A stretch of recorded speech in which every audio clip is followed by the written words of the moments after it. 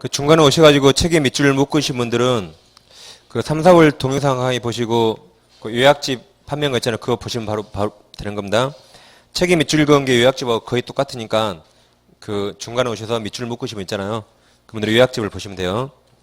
그리고 3, 4월 강의 들으시고 5, 6월 강의 들으시면 충분히 따라갈 수 있습니다.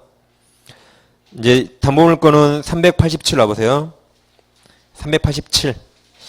중간에 제2절 유치권 있죠? 그 앞으로는 심이 안 나온다 그랬죠? 그럼 제2절 유치권 바로 위에 써보세요. 이렇게.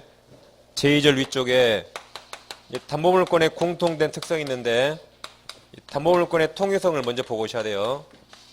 공통된 특성을 통유성이라고 이걸 우리 책에서는 402페이지 저당권에서 설명하고 있습니다. 책에 쓰시고 402페이지 가보세요. 이렇게. 402 먼저 보시고 유치권 보는 거죠. 그럼 402 상단에 2번 담보물건 공통성질 통유성이랍니다. 자, 이 채권을 이 두 가지 생각해 보세요. 채권은 딱 이렇게 두 가지 하나입니다. 은행에서 돈 빌리면 보통 저당, 근저당 잡죠. 담보물건이 따라 나옵니다. 유치권도 마찬가지죠. 보통 은행에서는 이게 따라 나오는데 친한 사람끼리 돈 빌리면 그냥 돈만 빌려주고 담보권 없는 경우가 있죠. 이 채권은 딱 두 가지입니다. 그럼 이제 담보물건은 뭘 담보하는 거죠? 채권이죠. 동받을까봐. 얘는 담보를 당하기 때문에 수동 P자를 써서 이걸 피담보 채권 또는 피담보 채무할 수가 있죠. 그럼 주종을 따지면 돈을 빌려야 저당권이 나오겠죠. 이게 주된 권리고 이게 종된 권리입니다. 엄마 자식 따지면 이게 모권이 엄마가 있어야 자식이 나오겠죠. 이게 채권이죠. 반면 이렇게 담보권 없이 채권만 있으면 이게 그냥 일반 채권입니다. 근데 이 말과 비교하기 위해서 무담보 채권이라고 하죠. 무담보 채권. 일반 채권이죠. 그럼 이 그림을 잘 보시고 그럼 이 그림 보시면 자, 저당권은 반드시 앞에 뭐가 있어야 돼요? 반드시 채권이 있어야 됩니다. 돈도 안 빌리는데 저당권 나오나요? 안 나오죠. 그래서 저당권은 반드시 앞에 채권이 있어야 돼요. 그래서 채권 없이 담보권만 존재할 수 없습니다. 유치권 똑같아요. 채권 없이 담보권만 존재할 수 없어요. 반대로 담보권 없이 채권만 존재할 수 있죠. 그래서 담보권 없이 채권만 존재할 수 있습니다. 이 중요한 두 가지 결론을 얻을 수가 있어요. 예를 들면 우리 가백에 3억을 빌려주고 이 부동산에 저당권을 취득했습니다. 현재 을은 3억 채권도 있고 종된 권리 저당권도 있어요. 근데 만약에 채권이 없어지면 돈을 갚았대요. 없어지면 저당권 필요합니까? 필요 없죠. 바로 소멸합니다. 즉 저당권만 존재할 수 없어요. 바로 소멸하는 거죠. 다시 이번에 우리에게 채권도 있고 저당권이 있는데 우리 A에게 채권을 양도합니다. 그럼 채권 양도할 때는 채권을 위한 종된 권리도 양도할지 말지 특약을 해야 돼요. 근데 법을 몰라서 저당권에 관해서 아무 특약 안 했습니다. 그럼 1교시 때 지당권하고 똑같아요. 그럼 주된 권리 양도 속에 종된 권리 양도도 여기 포함시켜버립니다. 그럼 A는 채권도 취득하고 저당권도 취득해요. 단 저당권은 그냥 취득합니까? 등기약 등기 이전 등기 부기 등기에 취득합니다. 다시 우리에게 채권도 있고 저당권도 있어요. 이번에 우리 그랬어요. 저당권은 넘기지 않고 채권만 양도한다라고. 그럼 채권만 양도할 수 있나요? 저당권 없이? 저당권 넘기지 않고 채권만 넘긴대요. 가능합니까? 가능하죠? 이 채권만 존재할 수 있어요. 채권만 양도할 수 있습니다.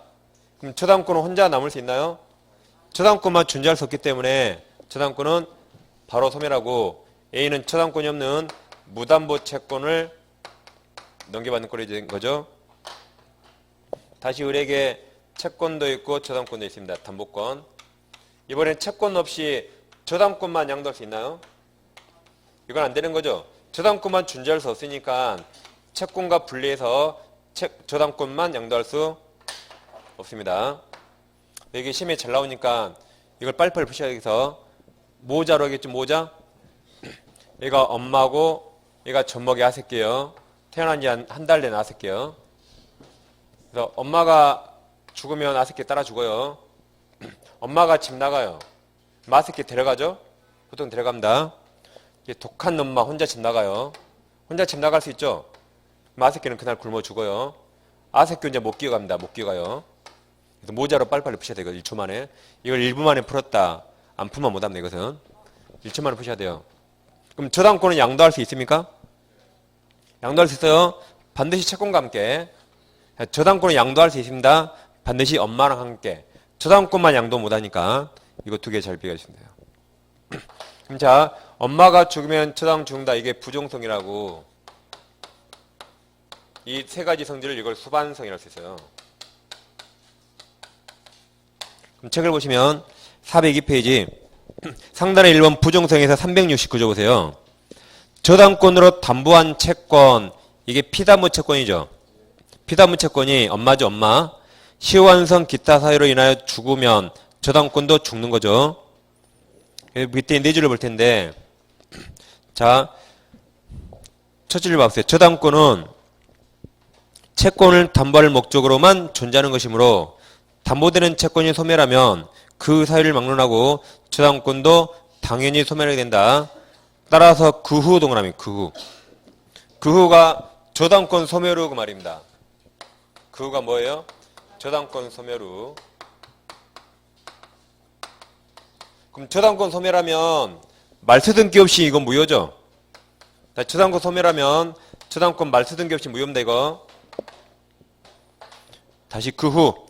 말소 등기가 경로되기 전에 그 저당권이 있는 채권이에요. 저당권이 있는 채권을 가압류하고 압류 및 전부 명령이 법원 명령입니다.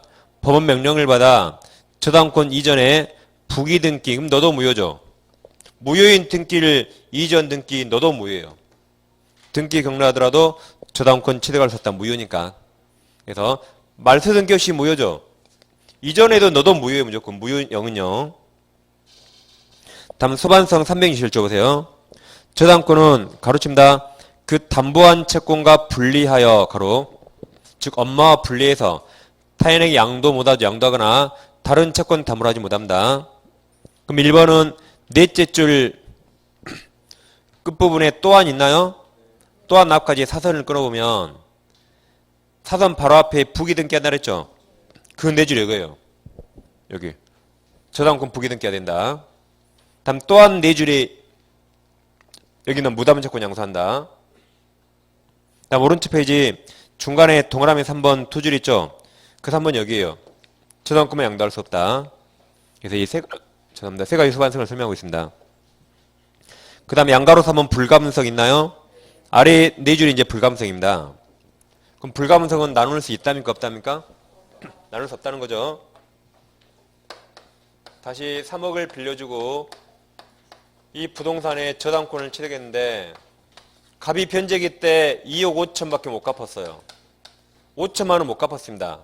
그럼 저당권이 6분의 1로 줄어들까요? 그렇지 않죠? 전부 다 받을 때까지 전부를 경매해야 할 수 있습니다. 불가분성.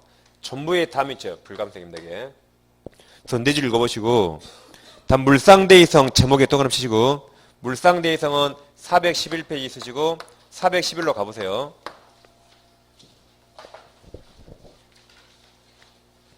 그럼 상단에 5번 물상대의가 있죠? 이것도 이제 아주 시험에 잘 나온 주제죠.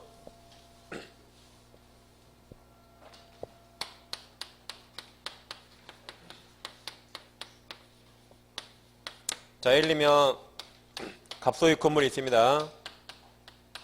우리 갑에게 3억 빌려주고 이 건물에 저당권을 취득했어요.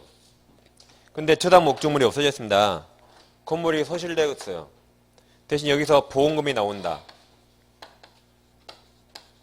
이 보험금이 저당 목적물 대신 생긴 가치역 변형물입니다. 근데 이 돈은 물건이 중요합니까? 가치가 중요합니까?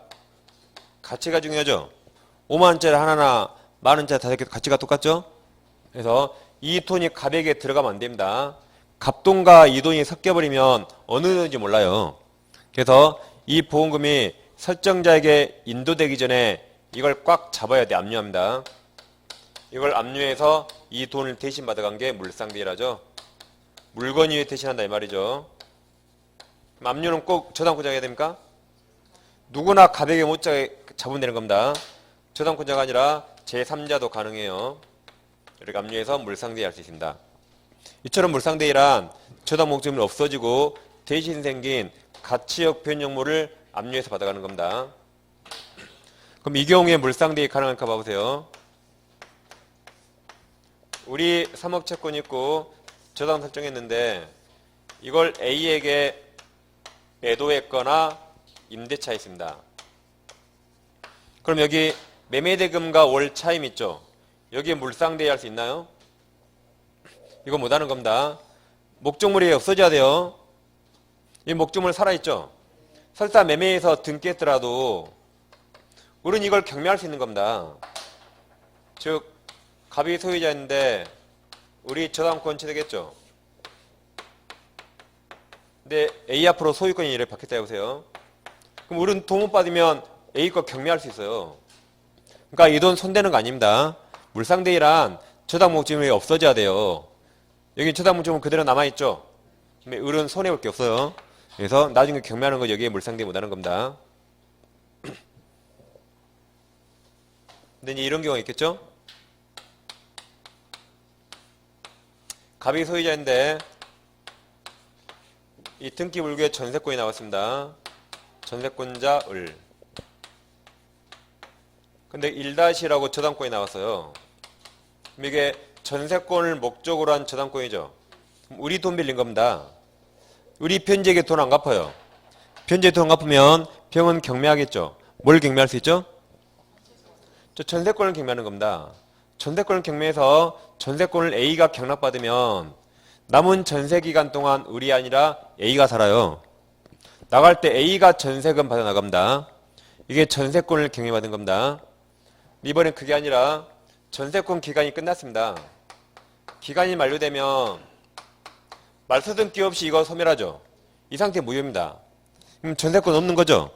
전세권 없으니까 이제 더 이상 전세권을 경매할 수 없어요. 실행할 수 없는 겁니다. 없어졌으니까. 대신 을은 갑에게 전세금 발환 채권이 생깁니다. 이 전세금 발환 채권이 가치역 변형물이라 병은 이걸 압류해서 이걸 물상대하는 겁니다. 그런 거지 소멸한 전세권을 경매 실행할 수 없어요. 그럼 411페이지는 5번 물상대의 의인을 읽어보시고 니은보시면 물상대가 인정된 물건은 우선변제권이 있어야 돼요. 저당권, 전세권 가능하죠? 유치권 안 되는 거죠? 유치권은 물상대에 없습니다. 디귿 물상대 행사 방법 A 보세요. 저당권자가 물상대의권을 행사하기 위해서는 가로쳐